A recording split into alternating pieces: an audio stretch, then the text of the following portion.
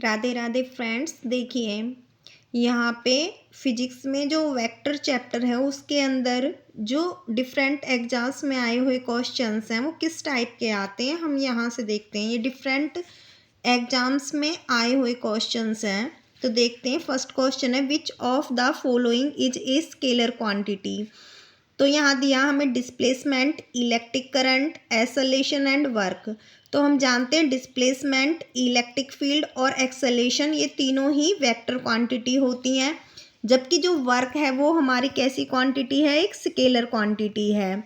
Next, तो इसीलिए answer क्या होगा, स्केलर क्वांटिटी कौन सी है, option number D work. Next है which of the following is a scalar quantity. First है टेम्परेचर, सरफेस टेंशन, कैलोरी या फिर वाट।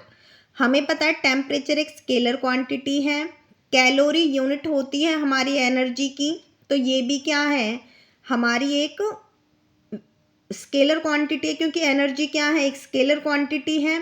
वाट पावर की यूनिट होती है और पावर भी एक स्केलर क्वांटिटी है, जबकि जो सरफेस टेंशन होती है हमारी वो क्या है, एक वेक्टर क्वांटिटी है। तो राइट आंसर क्या हो गया, vector quantity is surface tension, that is option number B is correct answer.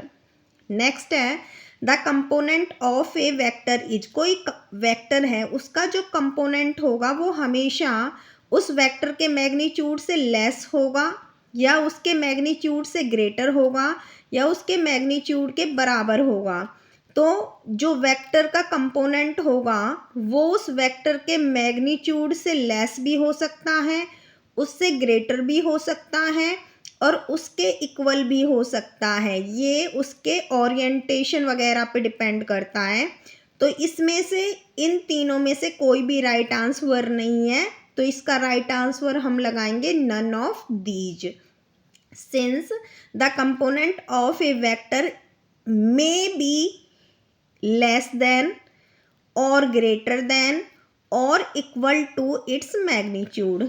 Next है the minimum number of vectors of equal magnitude required to produce zero resultant is. अब हमारे पास क्या है, कुछ वेक्टर्स हैं और उनका रिजल्टेंट जीरो हो रहा है। तो रिजल्टेंट जीरो होने के लिए मिनिमम नंबर ऑफ वेक्टर्स कितने चाहिए। तो हमें पता है, देखिए कि एक ये वेक्टर है, ठीक है, और एक ये वेक्टर है, ठीक है।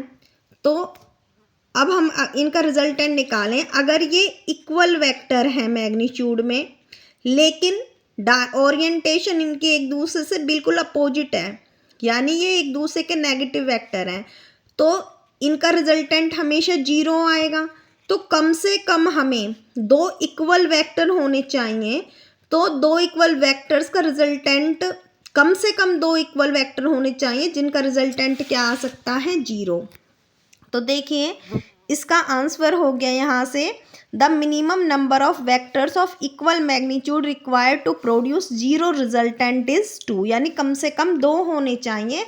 अगर दो वेक्टर इक्वल हैं तो कम से कम दो जरूर होने चाहिए, तभी उनका रिजल्टेंट जीरो होगा।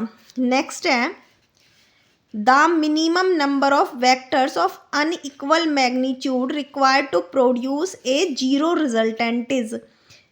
तो अनइक्वल वेक्टर हैं, अब मैग्नीट्यूड में जो वेक्टर हैं वो अनइक्वल हैं और उनका रिजल्टेंट जीरो होना चाहिए, तो कम से कम उनकी संख्या कितनी होनी चाहिए।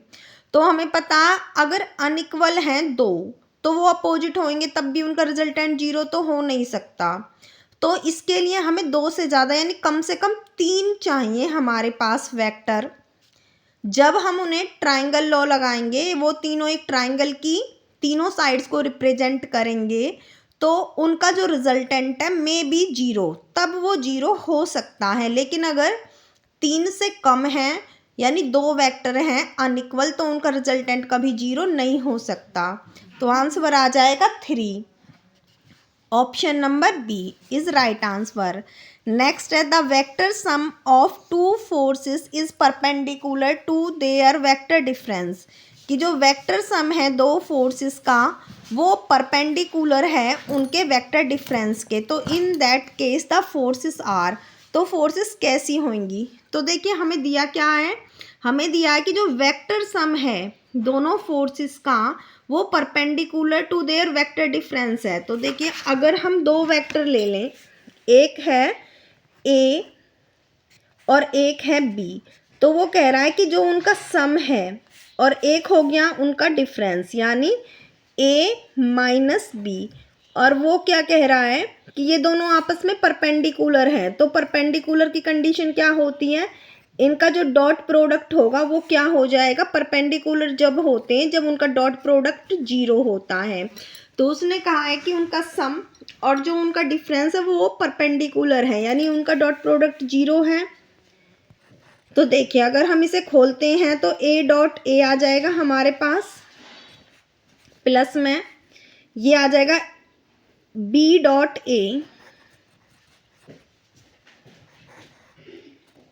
फिर क्या आएगा हमारे पास, बी डॉट ए आ गया, फिर माइनस का ए डॉट बी आ जाएगा, माइनस का ए डॉट बी, और क्या आ जाएगा माइनस का बी डॉट बी, और कितना हो गया हमारे पास 0 हो गया। ठीक है, अब यहाँ से देखो जो हमारे पास ये ए डॉट ए है, ए डॉट ए और ये बी डॉट ए और ए डॉट बी एक दूसरे को कैंसिल कर देंगे, क्योंकि हमें पता है कि जो बी डॉट ए होता है, जो डॉट प्रोडक्ट होता है वो क्या होता है, कम्यूट करता है, कम्यूटेटिव होता है, यानी ए डॉट बी और बी डॉट ए बराबर होते हैं। तो ये एक दूसरे को कैंसिल कर देंगे, ख़त्म हो गए। फिर क्या बचा, खाली ये 0 होकर के माइनस का बी डॉट बी, इनको हम क्या कर सकते हैं, ऊपर वेक्टर रिप्रेजेंट करने के लिए हम वेक्टर शो कर सकते हैं। ठीक है, ऐसे ए डॉट बी और बी डॉट बी उनके ऊपर भी लगेगा। ठीक है, अब यहाँ से अगर हम देखें तो इसको खोलेंगे तो ये क्या हो जाएगा, ए का मैग्नीट्यूड और कॉस ऑफ ए और ए के बीच में 0, कॉस 0 1 होता है तो ये ए का स्क्वायर हो जाएगा, और ये क्या हो जाएगा, बी का स्क्वायर हो जाएगा। ये हो गया हमारे पास बी का स्क्वायर बराबर में 0। तो यहाँ से हमारे पास जो ए है वो किसके बराबर आ गया, बी के। तो दोनों हमारे पास वेक्टर क्या आ गए, बराबर। तो इनका आंसर क्या हो जाएगा, the vector sum of two forces is perpendicular to their vector difference, in that case the forces are equal to each other, यानी ऑप्शन नंबर ए क्या हो जाएगा इसका करेक्ट आंसर। Thank you.